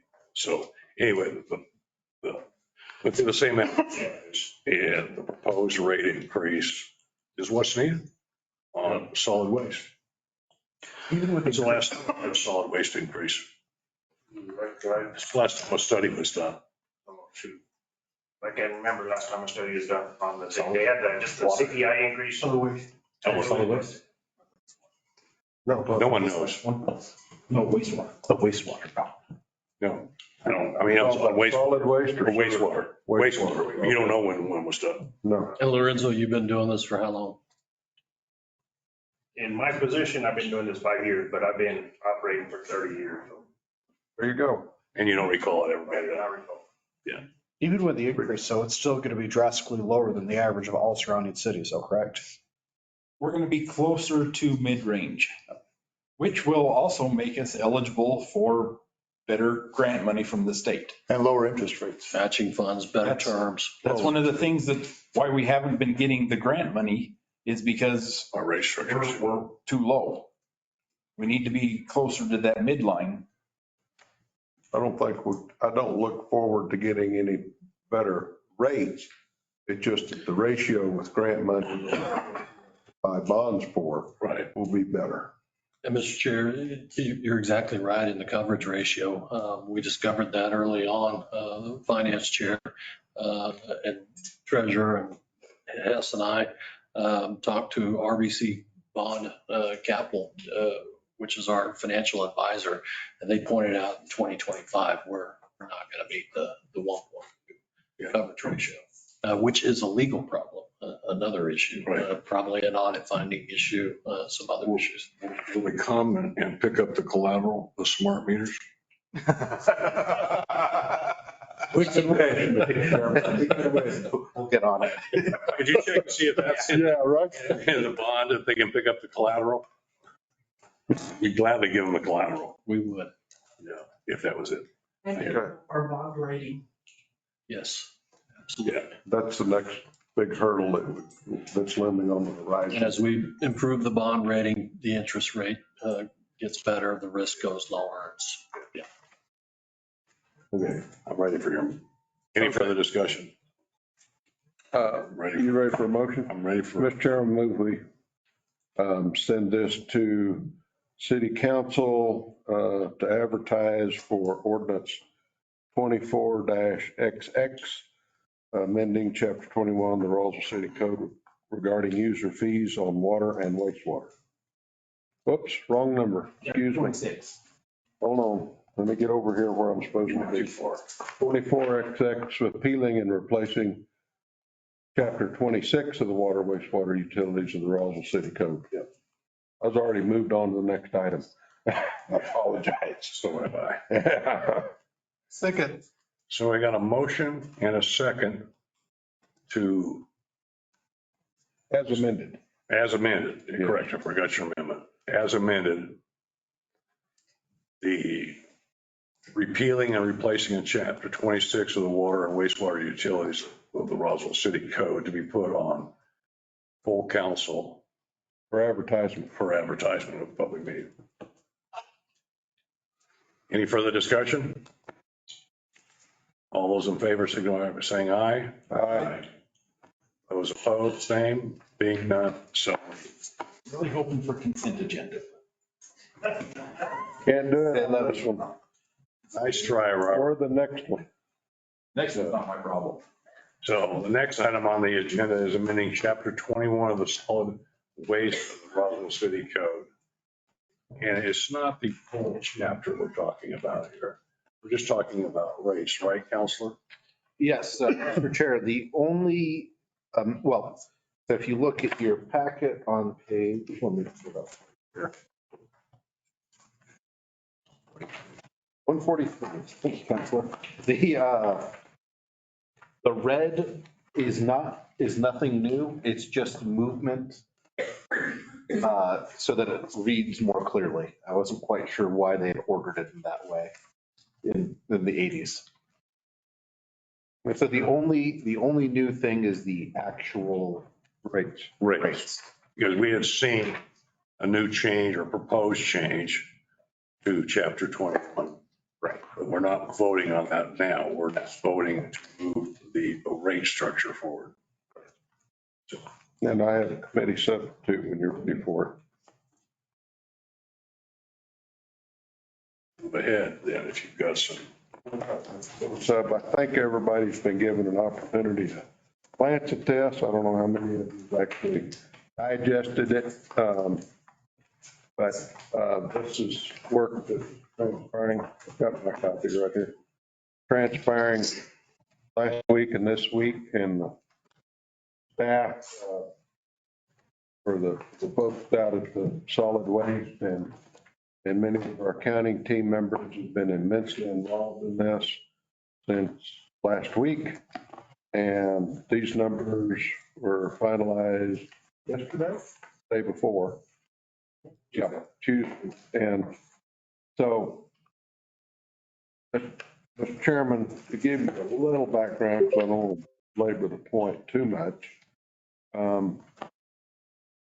Back in 21, you and I have seen this, the next gen study that was done back in, it was given to the city council December 13th, 21. Yeah. Actually, we didn't see it. Mr. Chair, and do you mind if I give a little more background on this?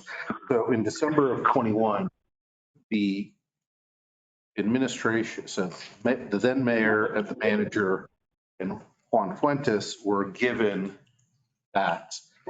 And they did not present it to the council.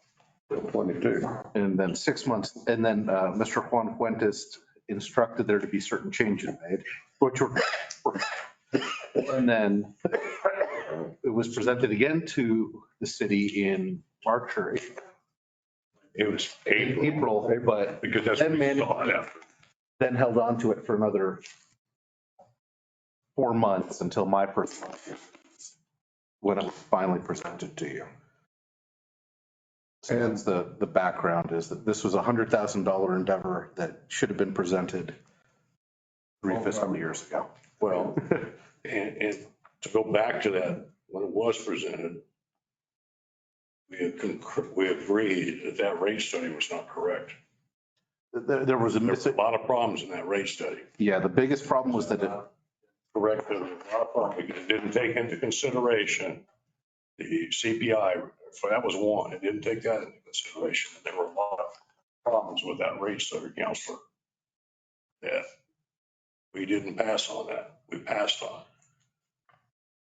No, we did a CPI adjustment. But that rate study did not come into play. Well, that's We the did problem. not accept that rate study. But yes, we did accept it. The council voted and accepted it. It did not get implemented. That's right. And while all this was going on about giving the city council this, and per city ordinance, if you'll recall, Mr. Chairman, they didn't impose the CPI that was outlined in city ordinance. Correct. So we're twice behind the eight ball. So I've revisited this with everybody's help. There's a lot of people on this thing.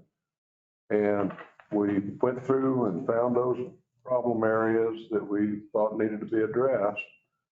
And also, I think we moved it ahead to year 3, was it, or 4? We moved it to fiscal 25. 25. Because it'd be implemented in fiscal 25. Which, if you'll recall, Mr. Chairman, they did this out to fiscal year 26. I don't recall. I'd have to see it. I've slept a few nights since then, and you've had the opportunity to see this, and I have not seen this until today. I get caught up on my homework every once in a while, Mr. Yeah, Chairman. but I mean, fair to the rest of us, we should have seen this. Well, I just Have got. you seen this, Mr. Chap? No, we hadn't seen it. So you guys can pass that around and I'll continue if that's all right. Continue all you want. You got a copy coming right now. It would have been nice if we'd all received this prior to. So I just got that copy. After lunch. It doesn't make me very happy to talk about voting on that right now without having time to review it prior to this meeting. Okay. So the current rate for an individual 26-gallon solid waste is $21.27. Under this proposal, the committee sub, it'll go up to $24 for dollar change of $2.63 and a percentage change of $12.83. And that follows all the various criteria. It goes through for commercial versus residential. And it's got, and one of these, the bulk rate, the bulk trash full truckload, 20 cubic yards is, stays flat. The half truckload on the bulk trash stays flat. And the quarter truck stays flat. And callback rate, it actually goes down a little bit, goes from $41 to $35.27. So there's been a lot of give and take in this deal to get it to the point that we're at right now. So I'll yield, Mr. Chairman, if I could. To Manager. Mr. Shapiro. Mr. Shapiro. So with the new nation rates that we have proposed, it is Mr. Counselor Corn's right, $2.73 raise, which is different from the $27.73 that we had generated with the model from water. So it's a significant compromise. It's a little bit way more conservative. However, we will be doing some under recovery to do this. It's a very conservative approach.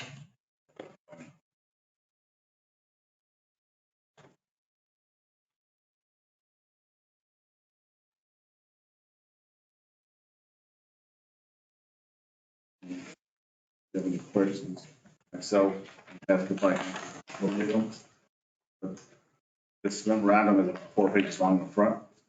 That's been around since 22. Significant amount of numbers. When was the last time, does anybody have any memory that this has been looked at? The entire rates, the last time we saw, I want to say 1987. So there was some changes from 2011 to 2017. CPI had a sunset. In 2017, it was never reintroduced to the council to keep it going. So from 2017 until April of, which again, you guys. Now, I just for some background, the last time the rate had been changed in sanitation was in 2017, and it was at 1775. COVID happened, and so it sunset, nothing happened. COVID hit, the CPI wasn't implemented, because the CPI for waste or solid waste was set different than water and wastewater. Theirs changed in January, and solid waste would change in July. I started, was new, did not know all of this and that they were all different. And because of COVID, we missed the two cycles for Abraham. When Mike was interim city manager, he implemented those. So in, I think, early 22, we implemented the two missed CPIs, which was 14.66%. And then in July of 23, we did the 4.6% increase, which got us to the 21.27 that we're at right now. So you all accepted the study. We didn't implement it, but we implemented the CPI on the back end. Perfect.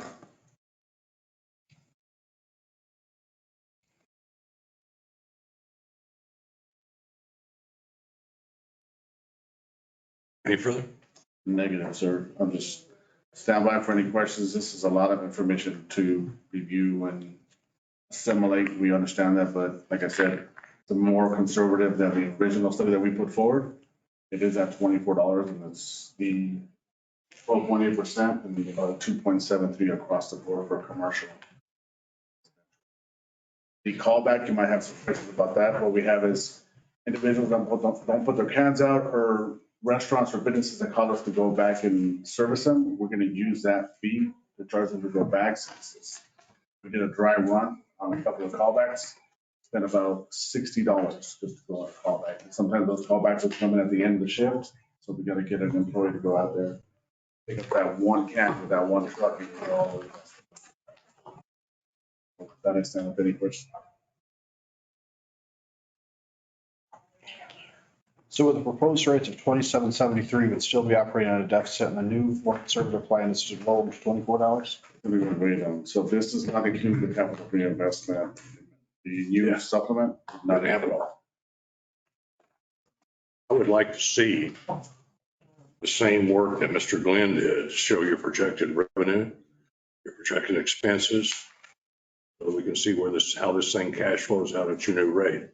I don't know whether this rate's right, wrong, or indifferent. I have no idea. Because it's not set against, it's just a revenue side. It doesn't have anything in there about capital reinvestment.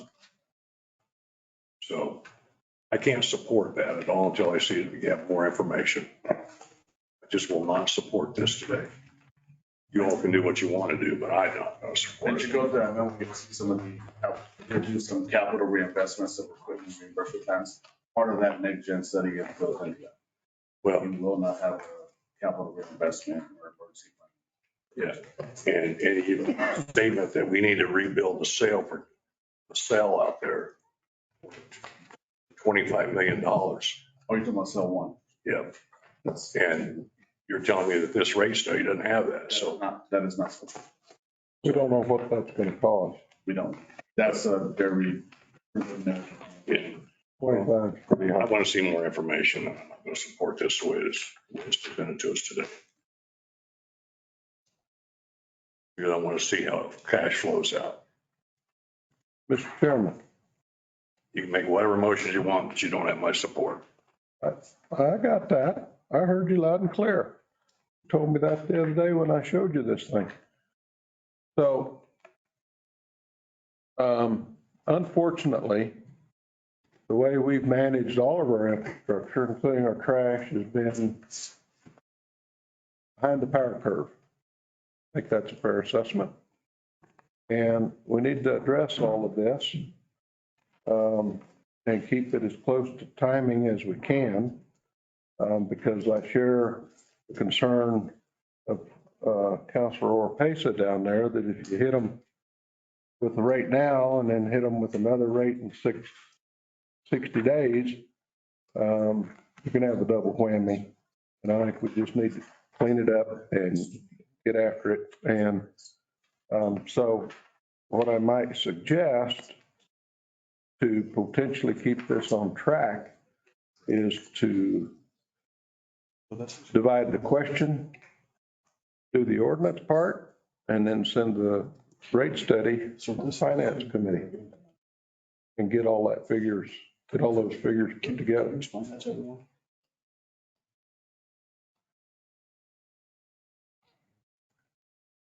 I'd like to defer to, And this is, just to explain, I was explaining to Councilor Chapel, who hadn't seen this before, that if you looked at the rate study on page 4 of the memorandum, like I said, I completely agree with Councilor Hildenbrand that there were some systemic issues with the rate study. In particular, its capital calendar was not as aggressive as I would have liked to see from legal. It did not include a minimum requirement of a couple $1 million for debt.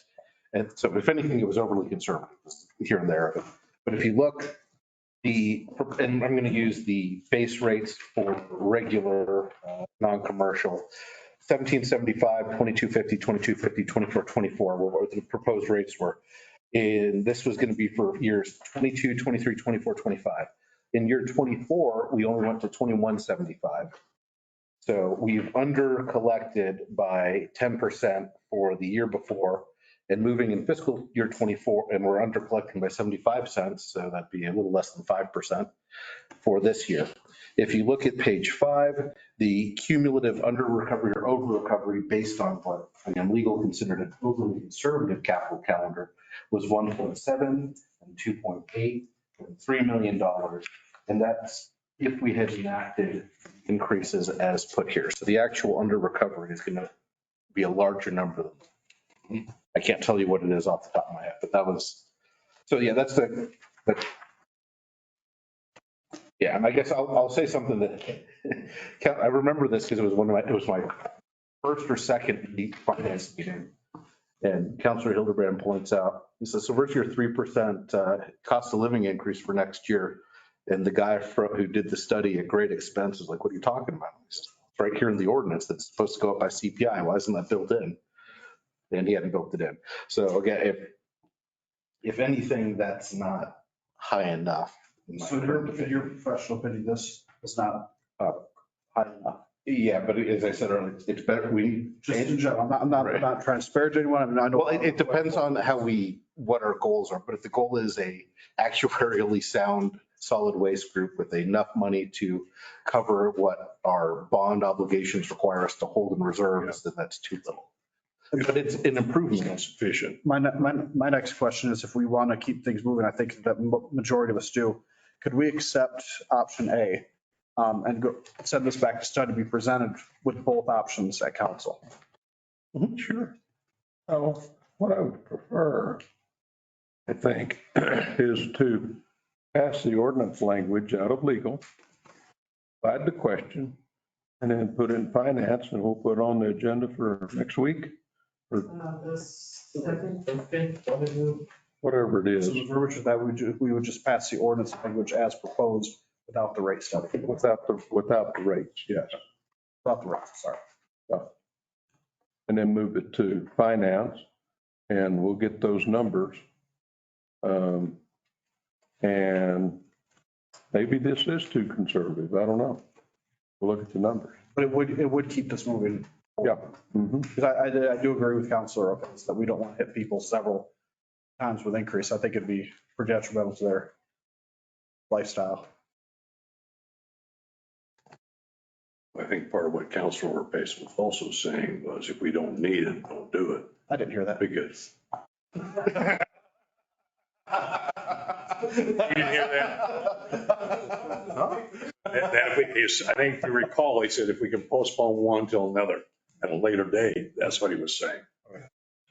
Yeah. At least that is a suggestion that was made to me from several individuals. Don't hit us with everything at once, You can stretch it out over time and stretch it out. The only issue I have with that is this one's already running at a deficit. I don't know that. Well, we know that it's running at a deficit right now, correct? If No, we don't. Right? Sorry, it depends. It's under recovering for the rate. For the rate study, but we. Yeah, so it's Operationally. Yeah, operationally, it's not running at a deficit, but we. Operationally, we're not running. But that depends on how you view the capital expenditure count. Right. Yeah. Which was only 2.5 million this year for a massive operation. Yeah. So We spent $1 million on a piece of equipment. That came out of the cash rounds. So there's not a new piece of equipment out there. It was $1 million. So what I'm saying is we need to look at a P&L statement on a cash basis and tell us whether we're over or under. And 2 trucks also been purchased. Those were budget approved, they were coming in. Yeah, that was in his capital budget already. And I'm sorry, Mr. Chairman. And then also, if no ordinance passes, there's going to be an automatic July 1st rate increase, CPI increase, probably about 4%. We have to guess right now. Yeah, 4.2% with no amendments whatsoever. Which isn't enough to get us where we need to be either. That's not enough to get us where we need to be either. We don't know that because we don't have the numbers. I'm just not buying it until I see numbers. And I don't see any numbers that I can hang my hat on and say that this works. If you can freeze this rate, what's it going to bring in revenue? You see that? That's what I'm saying. And until we see that, which Mr. Glenn had done for wastewater and for water and showing everything there, I still can't favor this, guys. Just can't. Okay. So you all vote how you want. So, Mr. Chair, I'm going to offer a motion that we divide the question and we enact the language in the ordinance 24-XX and forward the rate portion of it to Finance Committee. And by then, we'll have a chance to crunch all those numbers.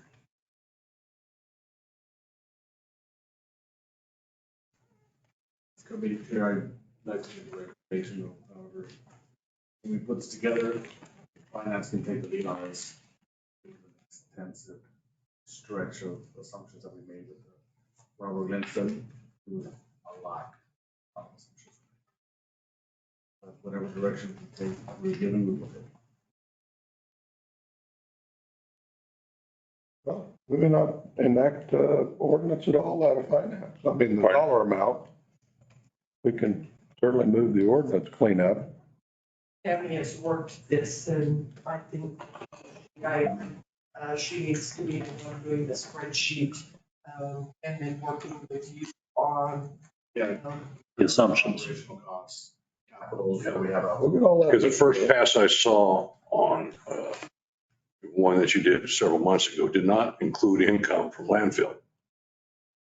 When I took your actual, it did not show landfill operations in there. So landfill revenue needs to be looked at as a portion. Landfill normally runs at a deficit. But it needs to be all encompassing. Right. When we look at this. So because I know when you do fuel, you charge sanitation first or landfill first, whichever one you charge first. And then when that budget's consumed, then you go into the other. And I don't like that either, but that's a whole different story. I'm with you, but so you don't get a good read if you look at just one. You've got to look at both of them. So I think And your rate thing did not do that. in running that, when they look at it, they need to run those two funds together. First of all, those funds should have never been separated. I agree with you. Different story, that happened pre-me. But part of also when you were looking at revenue, the transfers out weren't being picked up. Correct. So Abraham's number wasn't as far off as what I think you all had originally looked at, because I told Tammy they're covering landfill. So there's transfers going into landfill. And so his revenue number of the 5.9 was, it was immaterially different, not a whole lot. I didn't bring my sheet, but I ran the same thing, but I couldn't. I just stopped because it was just inconsistent on the revenue side. So I didn't do any more. With Ernest, they can run customers in a different way and have some documents for the backup for the numbers that are put in. So we couldn't get it done in the short period of time for today's meeting. But we ought to be able to have it done because finance is on the 7th. We should be able to have that done by the 7th. So the motion on the table is to split this into two, to accept the legal language and then to send the rate study back to finance for study.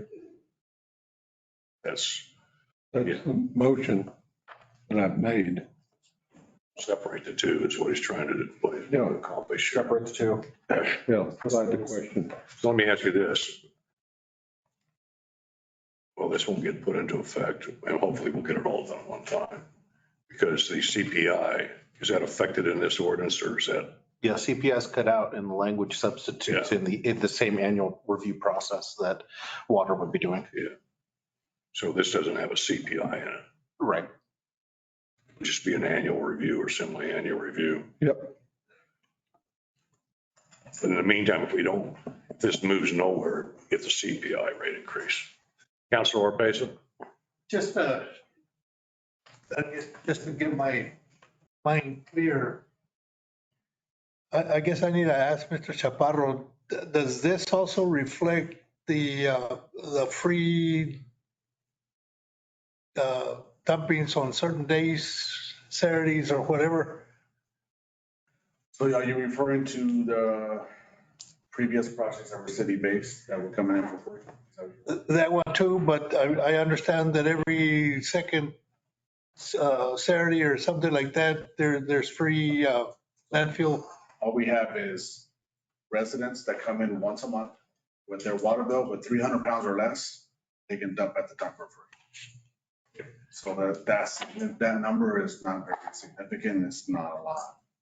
We get it. And the Clean and Save program that I guess we used to have, I don't know if we still have it or not. That's not existent anymore. So that program stopped as soon as we went to council, that completely stopped. That does not happen anymore. Lewis has already contacted me after we discussed it at council. They build it into the contractors that do jobs for Lewis, who's up for the city. They build it into their contracts now. Okay. They can get paid. Okay. So everybody pays a certain amount.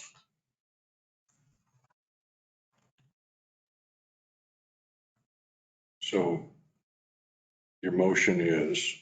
Divide the question, pass the ordinance, and the rate portion back to finance. If we don't get our work done, find the ordinance is still whole. The old ordinance, the current ordinance would still. No, we'll do this amendment we'll do this amended ordinance if you vote for because that's what I'm moving. It's this ordinance as written to divide the question or send the whole thing back to finance. I don't care, Mr. Chairman. That's cleaner from our perspective. Okay. It's probably a cleaner way to do this, is just turn it back to the finance department. That'll work. Finance committee. Right, because as far as legal is concerned, the ordinance is sufficient. It's really now just a finance question again. I understand. Okay. Send it back to finance and the whole thing. That's your motion, is to send this to finance committee. Finance. Okay. Second. So. Pleasure. So he gets it off his plate. He gets it off his plate. He's not on finance. Right, he gets it off his plate. Keep cooking that football around and we get away from you eventually. That still gets us in finance. That's where it needs to go. Yeah. That's where it needs to go to get these rates and get everything figured out. It needs to go there.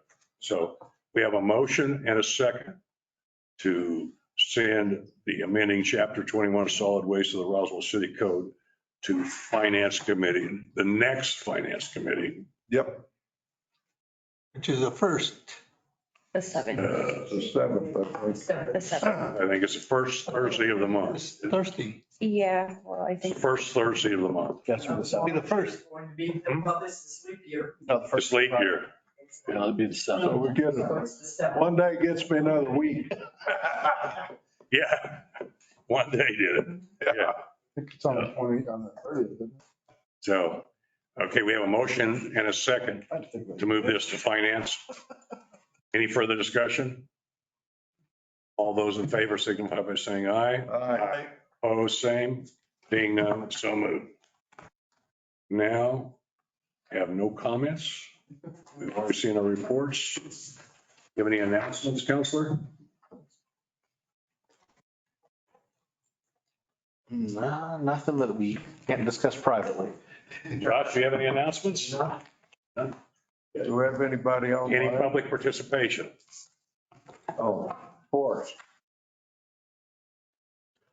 Actually, I'm sorry, we do have one public, the police union has filed to reopen limited negotiations for their CBA, and that was conducted in March.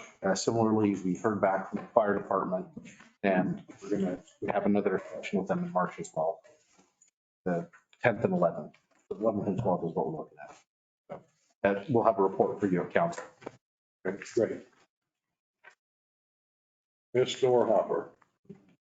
Rita King Dorhopper, very narrow, striped Chicago Cubs mailbox, Mark Road, County resident. Mr. Chairperson, before the meeting started, you saw me walking around talking to people.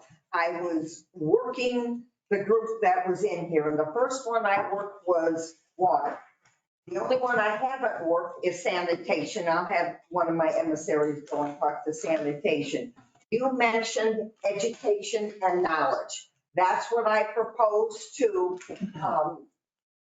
Mike Matthews. That's what I proposed to the city manager. And I've gotten everybody on board because education does not start with people our age. Well, people your age.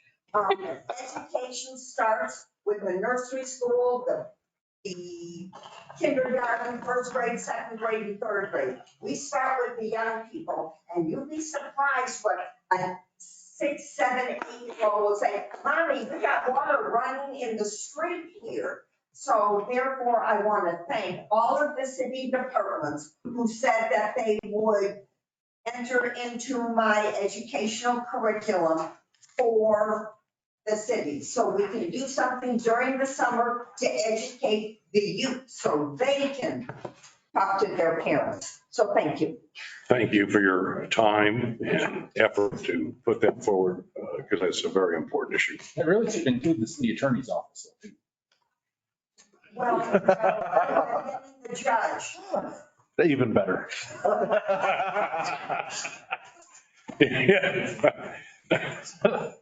I won't say anything anymore. I'm done. Any online participation? No. None. This meeting shall be adjourned. Thank you all for your time.